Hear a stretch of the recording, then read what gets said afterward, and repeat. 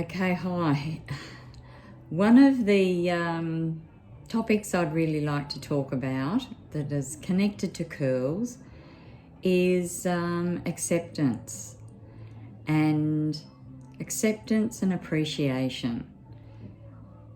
That is what I've noticed is the most important part of going more natural in the way you wear your hair or the colour or even just the natural beauty of the soul shining through. It comes through with self-love and self-care. And I had a lady this week who had contacted me a little while ago had been going through a lot of trauma in her world, and also her hair had got on top of her and she'd started having knots starting to knot up right at the base of her hair. She's got long, very thick curls. And by the time she really got around to, wanting to deal with that, she was still washing her hair but just putting it up. And it became a tangled, matted carpet, basically, on her scalp, which must have been so painful to sleep on. Oh, I can't imagine how her scalp must have been feeling. So I spent a few hours detangling her hair and then trimming and hydrating and teaching her about her hair and her curls and how to look after them. But the main part of what I really wanted to portray to her is when we don't take responsibility for our own self-care and self-love, even in those desperate times of, big things happening in our world, at least do that. Because I think when we neglect ourselves in those times when our body and our soul is screaming out for the support and love and help to get through, when we neglect ourselves through that, it takes a lot to come back from there. And it's about doing that one thing that's just going to make a difference to how you feel each day. And part of that would be, for when you're going through something like this poor lady was going through, is to, give herself the time to at least look after her hair and her skin.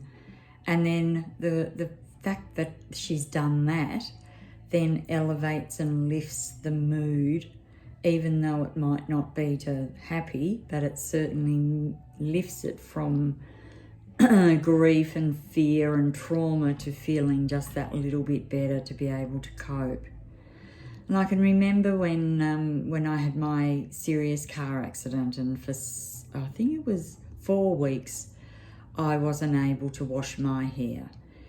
And because all my injuries were facial and head and all around this area, basically it was blood and the trauma of the impact that was evident still in my hair for that 4 weeks. And when I was allowed to wash my hair for the first time, well, my mum actually did it for me in the hospital, it was like in that little bit of time, I went from feeling trauma-filled and heavy, and my pain body was evident for me. And it went straight into, oh my God, I feel like I could nearly go home now. So that's what happens when we just don't do the thing. And I'm not criticizing that lady, and I'm not criticizing that I wasn't able to wash my hair, but the difference in my nervous system, in my soul, in myself, to have clean hair. And the same with this lady, like the the pulling and the pain of releasing those knots that had knotted all the way up to the scalp was one thing for her to go through, and for me to be able, to do that to her was quite stressful. But I did it in a kind and compassionate way.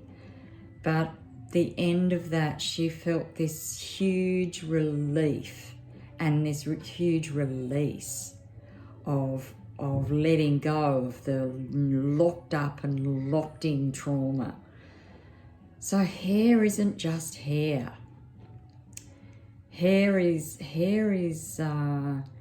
it's one aspect of ourselves, as our skin is. That's showing us and guiding us as well into how to live and get through our toughest times with just that little bit of self-love and self-care.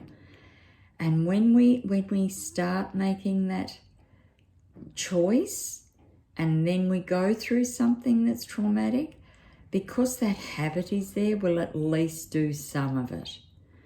And so I think doing it when you're well and good and healthy is great, because it's just building that little muscle of taking care and knowing what makes you feel good.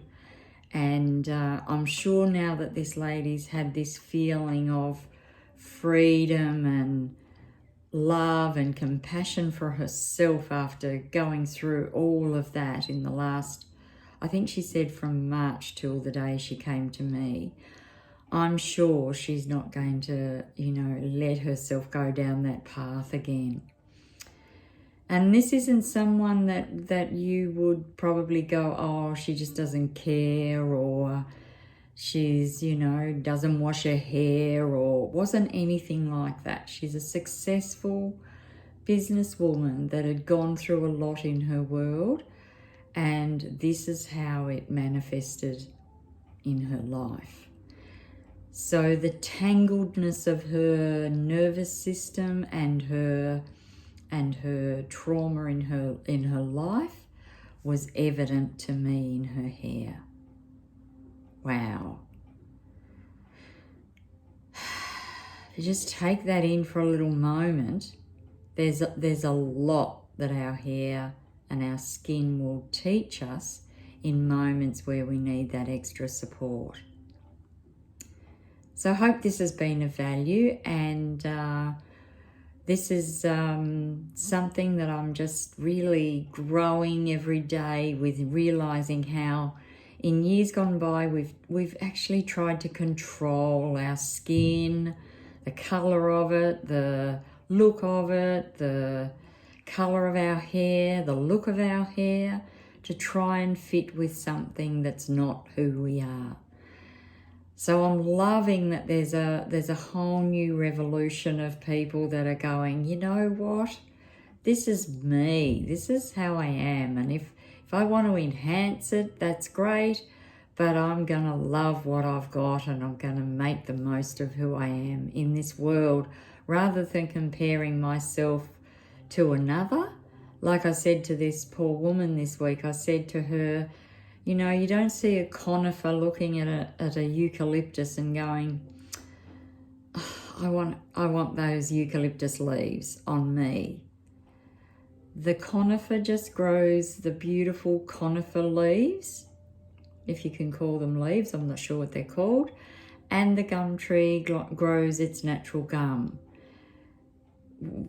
Why do we try and force ourselves to be something that we're not, when nature knows what's best, and that's where we are at our most beautiful, when we accept our true self and what nature's given us, and we just allow that to shine through.